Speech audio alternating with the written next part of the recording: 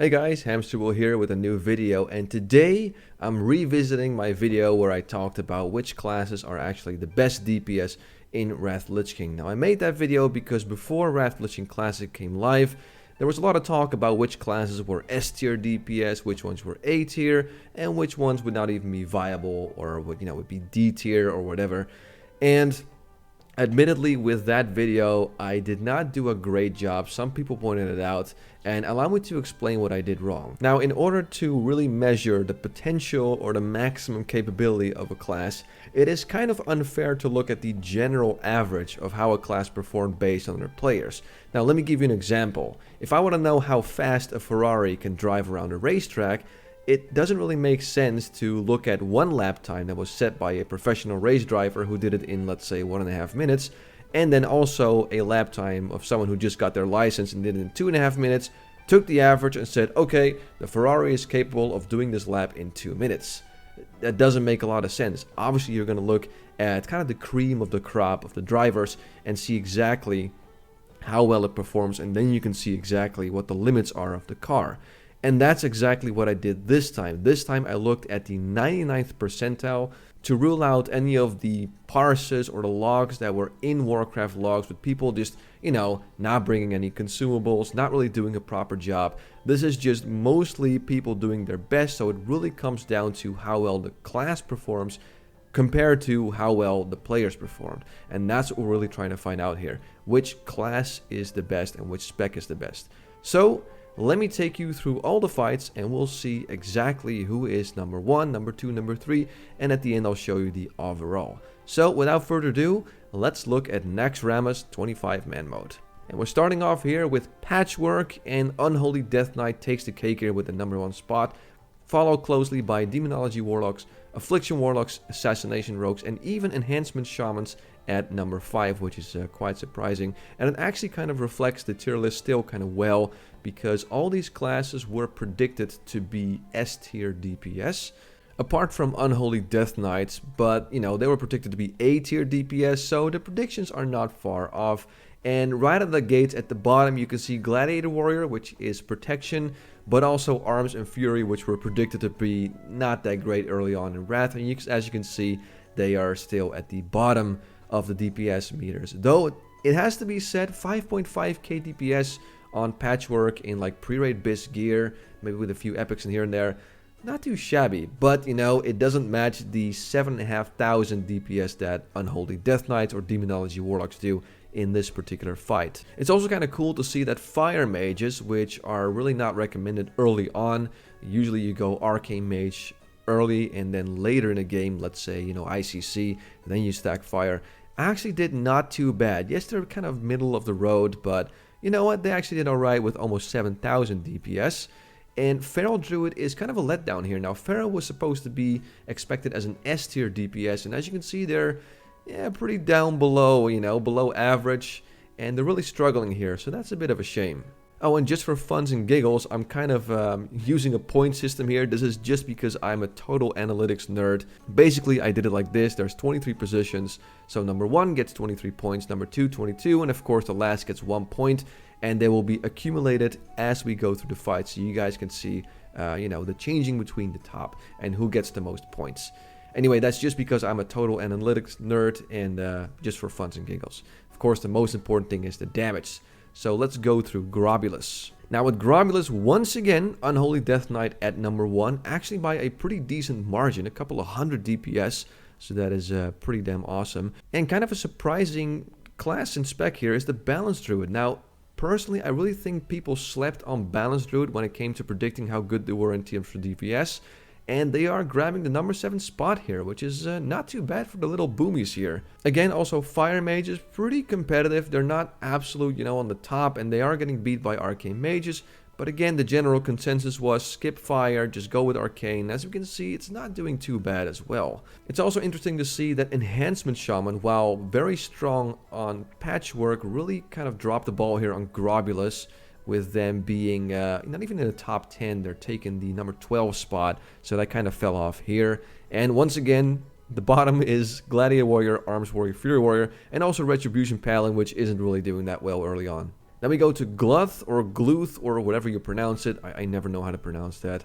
And once again, for the third time in a row, it's Unholy Death Knight leading the charge, number 1, with again over 7,500 DPS. Highest recording is 7,700 almost.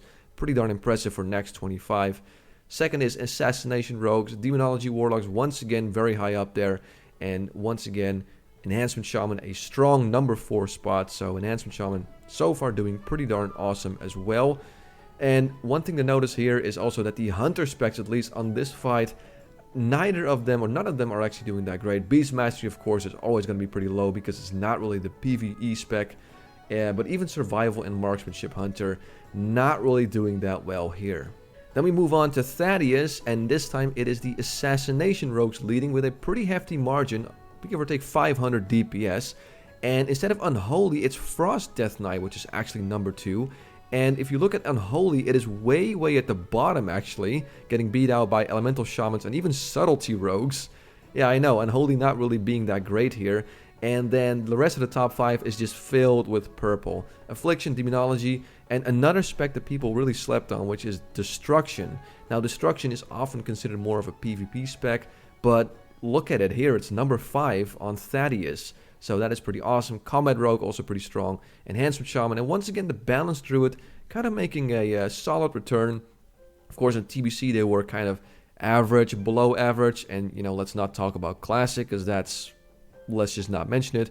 And here they're actually doing quite well, so it's really cool to see. Of course, I'm a total sucker for the class, so I'm pretty happy with that. Then we have Not the Platebringer, and once again the Unholy Death Knight here takes the cake with number 1 spot.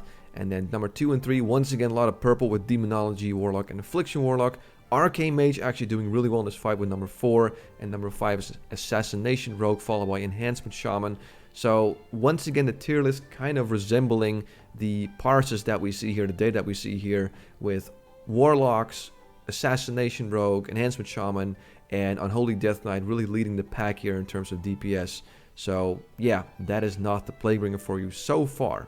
Then we go to Hagen, or Hagen the Unclean, and this is really a fight that apparently favors rogues, because look at that, both Assassination and Combat Rogue on number 1 and 2, followed by the 2 Warlock specs, and then Frost Death Knight. So once again Frost beating Unholy here, with Arcane Mage kind of snuck there in the middle. And Survival and Marksmanship Hunter actually doing not too bad here, and also Feral Druid kind of making a comeback. Overall it's not been that great, but here at least they're on number 10, so that is, you know, it counts for something. So that is Hagen the Unclean. Definitely a dominated fight by the rogues. Then we go to Loathep, and once again the rogue is leading with the Assassination spec, also a pretty hefty margin, give or take 400 DPS. And once again in the top 5, a lot of purple, Demonology and Affliction. I'm telling you, it's a good time to be a Warlock right now in Wrath Classic, and it's probably going to be like that for a little bit, but we'll see as time goes on. And a really cool thing here, look at that Fire Mage at number 4. Now normally, like I said, early on you'd go Arcane. However, with Loathep you have that Spore mechanic, which gives you a lot of crits, and Fire Mages are obsessed with crits. So you really get to pump out a major amount of damage here, which explains why Fire is at number 4. Super competitive here, pulling over 8,000 DPS, and that is very competitive. Enhancement Shaman once again pretty strong, and also Marksmanship and Survival Hunter kind of doing not too shabby as well. Then we go to Anoop Recon and look at the difference between number 1 and number 2. Number 1, Unholy Death Knight once again, and number 2, Demonology Warlock. There is give or take 700 DPS difference between number 1 and number 2, so Unholy Death Knight's absolutely dominating here. And once again, Enhancement Shaman very strong with the number 3 spot. And unfortunately, the rogues are not really here to be seen. We do have Combat Rogue on number 4, but Assassination is way down in the middle at number 12, and of course Subtlety Rogue, well, let's not talk about Subtlety Rogues. And the Balanced Druid actually not doing too bad either, as well as the Affliction Warlock, which has been consistently very good over these fights. And Frost Death Knight also once again proving that it can be pretty darn good. Then we go to Grand Widow Ferlina, and once again we have the Unholy Death Knight here on top. If you've been keeping track of the points, you can see that in total Demonology and Affliction is still leading. Assassination Rogue 3rd, and Unholy Death Knight cumulatively is at number 4, so very 4 strong specs. But right now the Unholy Death Knight takes number 1 in Grand Widow Ferlina. Combat Rogue a strong second. And look at that, Survival Hunter being at number 4, which is very interesting. And right in between we have both Demonology specs again. Like I said before, it really is a good time to be a Warlock right now. With all specs. I mean, Destruction Warlock kind of lacking behind. But for a spec that was considered probably D tier, it is doing surprisingly well with some of these fights. Another thing to notice is that Fury Warrior pretty much always on the bottom of the DPS chart. And look at this. They actually are kind of above average at number 11. Which is pretty darn good. They're doing an average of about 7,600 DPS. So actually they're able to shine pretty decently when it comes to this fight. So that's pretty cool to see. Then we have Naxxramas or whatever you pronounce it, the big spider boss in the Arachnid Quarter. And look at Unholy Death Knight. Absolute domination. There is almost 1,000 DPS difference between number 1 and number 2. Assassination Rogue number 2. Combat Rogue number 3, and then once again we have the purples taking up high positions with the Enhancement Shaman snug in there between. Frost DK also doing quite well there, and then it's followed by Arcane Mage, Balance Druid, and Feral Druid, and Destruction right there after. So once again, it kind of makes sense compared to the tier list, and you know what? We see Pink, Retribution Paladins, constantly at the bottom alongside Arms, and Fury, and Gladiator Warrior. Then we have Instructor Resuvius. Once again, the crown goes to the Unholy Death Knight. Number 1 and 2, once again, the purples, Affliction Warlock and Demonology Warlock.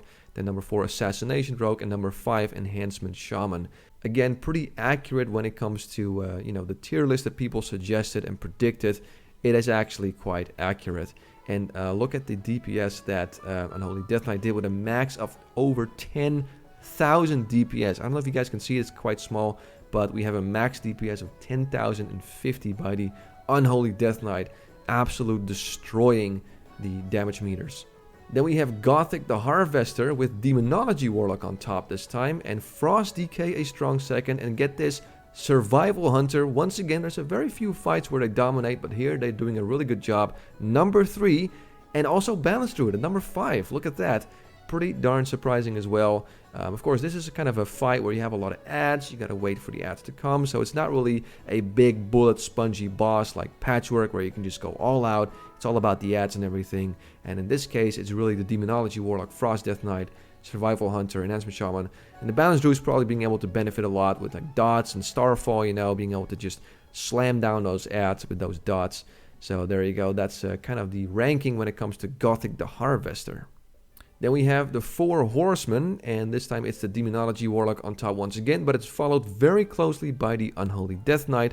Number 3, once again, Enhancement Shaman doing a very good job keeping up with the rest. Then we have the Affliction Warlock and the Frost Death Knight. And then we have Combat Rogue and Assassination Rogue actually not doing that great here. They had some fights where they were really on top, and here they're actually losing to Balance Druids. And of course, Arcane Mage and Fire Mage kind of in the middle, as well as Elemental Shamans. And again, Feral Druid was predicted to be an S tier DPS, and look at that, they're once again at the bottom of the DPS list. Now, actually interesting, I went to the Discord of Warcraft Logs and asked them, hey, is Feral DPS so low because it doesn't distinct between Feral Tank and Feral Kitty DPS?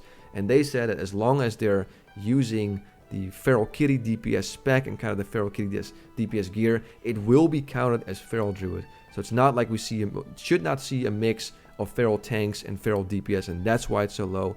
This really is apparently, correct me if I'm wrong, what Feral Kitties can do right now. Perhaps they will be a lot stronger when it comes to Phase 1 full BIS, as opposed to now, which is early on, pre-raid BIS. We'll see how things go later on. Then we have Sapphiron, and we have the purples on top once again. Demonology Warlock and Affliction Warlock actually very close to each other. There is actually 1 DPS of difference between the two, and followed by the Unholy Death Knight, and once again Assassination Rogue back in the game on number 4, Combat Rogue on number 5, Enhancement Shaman number 6. And once again, we see Feral Druid not doing that great. Actually, Shadow Priest being in the middle here, so they're doing a little bit better than usual. Survival Hunter once again proving to be probably the best spec for now when it comes to Hunters. And the bottom, well, you got your Fury Warriors, you got your Beast Mastery Hunters, Frost Mages, and of course the Retribution Paladins. It is not a good time right now to be a Retri Paladin. Yeah, you're better off speccing either Prot or Holy. And then the last fight, Kel'Thuzad. Once again, the purples are reigning supreme, Affliction Warlock and Demonology Warlock. Assassination Rogue is strong 3. Then we have the 2 Death Knight specs, followed again, very surprisingly, by Destruction Warlock at a strong 6th position. Once again, the spec that people kind of slept on. They thought, yeah, it's a C or D tier DPS. Bam, here they are on Kel'Thuzad taking the number 6 position. So that is pretty darn awesome. Balance and Feral actually doing not too bad here. So Feral Druid kind of redeems itself, but overall they didn't score that great, which we will see in the overall score. And yeah, when it comes to the cumulative points, the kind of system I created for myself, we see Demonology Warlock on top, then Unholy Death Knight and Affliction Warlock. And then finally, the overall damage of this is including Nax and Malagos. And as we can see, this is the overall damage. And right next to it, I put the prediction of the tier list that we looked at in my previous video. And as you can see, it is pretty accurate. We have Demonology Warlock for now dominating at the number 1 spot. It was predicted to be an S tier DPS, so that's correct. Kind of interesting that Frost Death Knight was expected to be S tier and Unholy A tier, while actually it's the other way around. Frost Death Knight kind of A, maybe B tier-ish, while Unholy is actually kicking ass and considered an S tier DPS. Affliction also S tier DPS. So if you're a Warlock, you got 2 choices to be S tier DPS. I mean, it is a great day or great time to be a Warlock right now. Enhancement Shaman doing very strong, which is really nice because I'm a sucker for the Shaman class. I mean, I like Elemental more, but, you know, I knew from the very get-go that Elemental wasn't going to be that strong. And I really hope they're going to do better. But, you know, I've been playing on private servers, and Elemental will just start dropping off more and more and more. Until on ICC, where they're just getting absolutely, like, crushed by, you know, Fury Warriors, Fire Mages, even Red Pallies and all that. Assassination Rogues take the number 4 spot, again predicted to be an S tier, and as you can see, alongside the other ones, Arcane was also predicted to be an S tier, which I thought was kind of weird, because Arcane definitely good, but I thought it would be more of an A or a B tier, and it kind of reflects in the logs we have so far. They're kind of above average, but not amazing. And the big disappointment, or the big surprise for me as well, is Feral Druid. Now, I know Feral Druids have a lot of potential. They have a very complex rotation, and I actually thought they would be doing better. But, you know, they're S tier, which was predicted, but look at that. They're below average, actually, when it comes to the logs, when I'm looking at the 99th percentile. Another thing I want to mention is Balanced Druid. Now, Balanced Druid was predicted to be a C tier DPS, and I thought that C tier was a little too, you know, undervalued. I mean, I'm not going to say they were going to be an S tier DPS. They're just not. But as you can see, in some of the fights, it actually cracked the top 5. And a couple of times, they cracked the top 10. So, in my humble opinion, they would have been more like a B tier. Maybe even an A, like a heavy B, light A. And it reflects in the logs. I mean, you can see them right there. Pretty darn good. And yeah, that C tier was a little too underwhelming. They should have been B or A tier, as the log suggests. As we all expected, Arms and Fury. Yeah, it's not a great time to be Arms and Fury. Just, you know, it's okay. They're still doing okay damage. I mean, don't get me wrong. They're still able to pull their own weight just fine. After all, it's just Naxxramas. It's not like these crazy DPS races that you gotta do in order to kill a boss. But compared to the other classes, yeah, they're just not able to keep up. But don't worry, if you're a Fury or a Warrior, just wait, you know, wait until like late TOC or ICC when you get full armor pen cap and like full Biz and maybe like Shadowmourne. You are just going to absolutely slap in terms of DPS. Just wait, your time will come. Also, when it comes to Hunters, the predictions are kind of right. Though Survival was given an A tier, and looking at the logs, they're kind of more of a B tier. Marksmanship Hunter is more of a D tier. I'd suggest they were more of a C tier, but it's kind of what people suggested.